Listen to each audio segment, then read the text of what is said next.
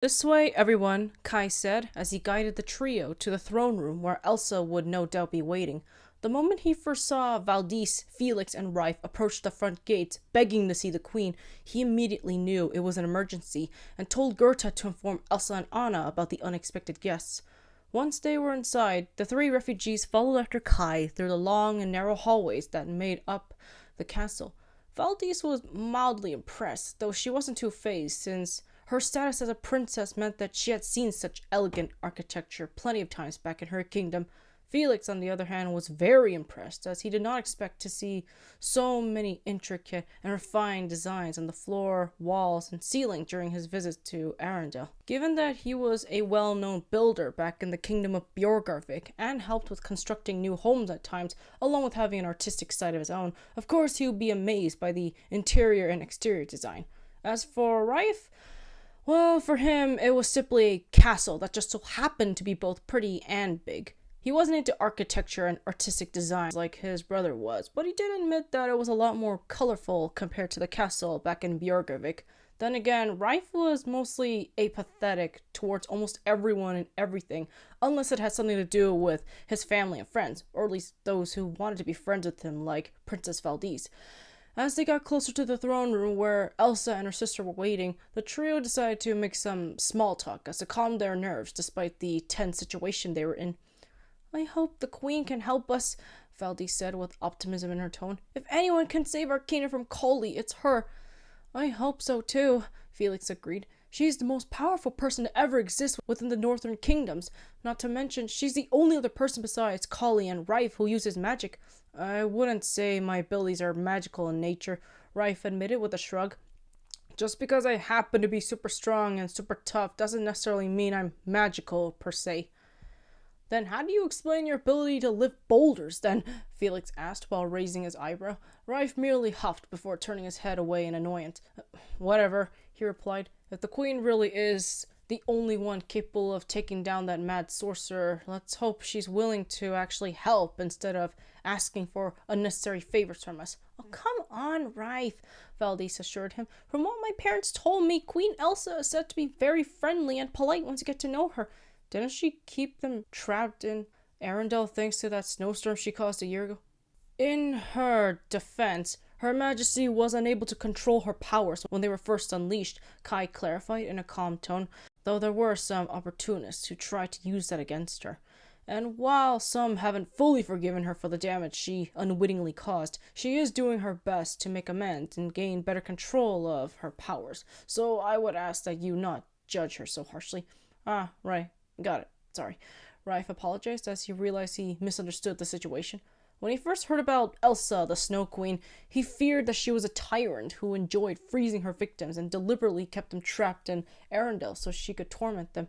The fact that Valdis' parents, the previous King and Queen of Bjorgavik, were also present in Arendelle at the time didn't help either, especially since they were one of the few people who were consistently kind to him outside of his family, despite his powers often scaring others. But after hearing this, he couldn't help but wonder, was this Elsa just as misunderstood as he was? Was she cursed with uncontrollable powers like he was since birth? If so, how did she manage to get them under control in the end? He had to know, since they needed her help in taking down the ones who pulled a coup against their kingdom's rulers. Sensing his brother's mixed feelings regarding the queen, Felix gently nudged his arm in assurance, even if Raife's ridiculously beefy structure would have shrugged off any action on Felix's part. "Come on, Raife. I'm sure you and Queen Elsa will get along just fine. Besides, she has powers like you do. Who knows? Maybe you might get together with her in the process," Felix teased, causing Valdis and even Kai to laugh a bit, while Raife rolled his eyes and scoffed. "Seriously? You're making those kinds of jokes now?" he asked incredulously. "We're literally in the middle of a war with Collie and his cohorts, yet that's the first thing you think of? There's no way the Snow Queen would ever be interested in me, and vice versa." "Really? Because I could definitely see why she'll be interested in you. Besides, I heard she's very pretty and has a great singing voice too," Valdis teased. "Maybe, but I doubt I'll be that close with her, let alone fall in love," Raife insisted. The moment he said that, Kai arrived at the entrance leading to the throne room. As soon as he arrived with the three refugees, Elsa, Anna, and Kristoff, who had accompanied Anna, stopped talking with one another and turned to face the steward, along with being curious as to who these strangers were. Elsa in particular was intrigued by the giant of a man that entered the room alongside the smaller man and the little girl who looked worse for wear. But the moment Raife laid his eyes on Elsa, he just couldn't believe it.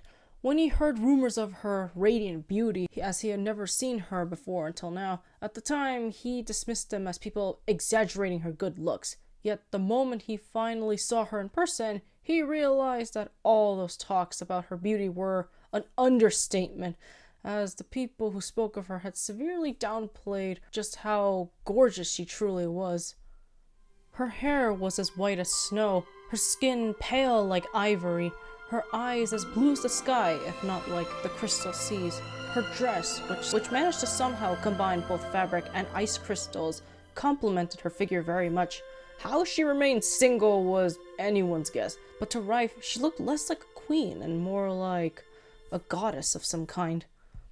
Of course, it immediately cut back to the present, where everyone was still standing in the throne room, with Felix, Valdis, and even Kai smirking in Raife's direction.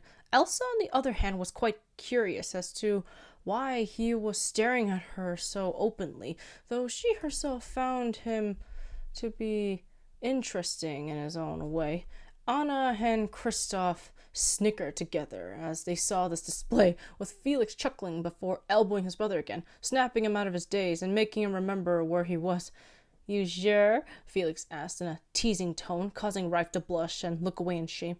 Well, I mean, she is a lot prettier than I imagined," he muttered. Despite speaking quietly, Elsa could still hear his comment and blushed when she heard it.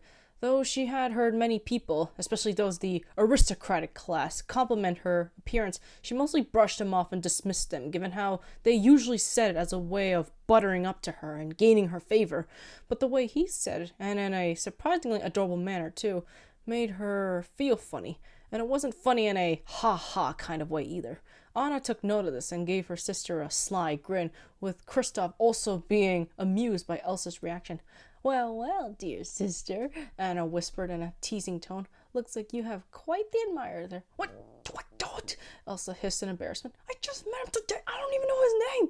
"I don't know. He seems very interested in you," Kristoff teased. "If anything else, he might be the only guy who's actually honest about his feelings compared to all those nobles who keep hitting on you." "Guys," Elsa pleaded before clearing her throat and turning to face Kai and the refugees. "Now, Kai, if you don't mind, could you please tell us who these people are and why they are here? I would assume they're not here for a friendly visit." "Right," Kai replied with a nod.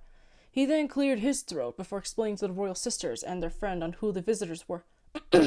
"Your Majesty," Kai began as he gestured to the refugees, "these people seek your aid in an emergency. They are Princess Valdis Sigurdardottir, Felix Carlson, and his brother Raife Carlson. They have come all this way from the kingdom of Björgavik to have an audience with you." "A princess?" Anna asked with shock. "Björgavik?" Kristoff asked in surprise. "Wait, isn't that one of the northern kingdoms?" "Yes, it is," Elsa recalled. "I remember meeting the king and queen of Björgavik a year ago during my coronation before the, you-know-what happened." "Oh, but do not be so hard on yourself," Valdis assured Elsa. "My parents are very forgiving and understood that you meant no harm upon them when it came to that whole snowstorm you caused." "That is good to hear," Elsa replied in relief before getting to the point of why the princess arrived. "Now, if you don't mind me asking, why are you here? What happened to you all?" Valdis's face immediately fell the moment Elsa asked her that question, which brought great concern to the people present, especially Anna, who felt nothing but sympathy for the little girl. Raife and Felix were saddened to see Valdis become upset once again, with Raife gently placing a large palm on her shoulder, despite how tiny she was compared to him. The little princess smiled up at him as she settled her nerves before speaking again. "We were attacked," she began in a somewhat shaky tone, alarming the royal family and Kristoff. "A few days ago, one of our advisors named Collie betrayed us. He led a coup against my family and took over the kingdom of Björgavik using his dark magic. But he didn't do it alone. He had help from others inside and outside of the kingdom." "Really? Who?" Elsa asked with great concern and seriousness. Valdis took a deep breath before revealing the help that Collie managed to gain. Does the name Hans Westergaard ring a bell? The moment she mentioned that name, the whole room fell silent.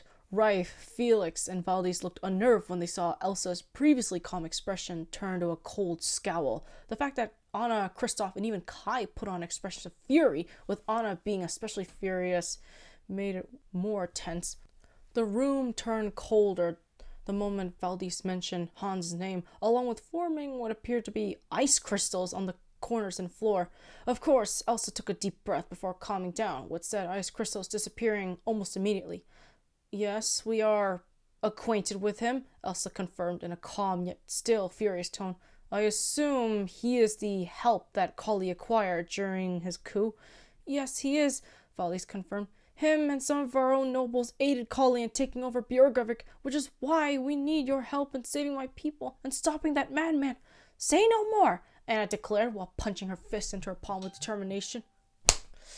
I was all for helping these guys the moment they told us about their situation, but hearing that Hans is involved, oh man, do I want to give that guy a good old smackdown. So do I, Kristoff agreed with a nod. I've been wanting to give that guy a piece of my mind, along with a good old-fashioned knuckle sandwich while I'm at it. Yes, we all want to make Hans pay for the harm he caused to us, especially to Anna, Elsa assured her sister and future brother-in-law before turning to Valdis. But do not worry, Princess Valdis. We'll do everything we can to aid you in this terrible event. You have my word. Oh, thank you, Your Majesty, Valdis thanked with extreme gratitude.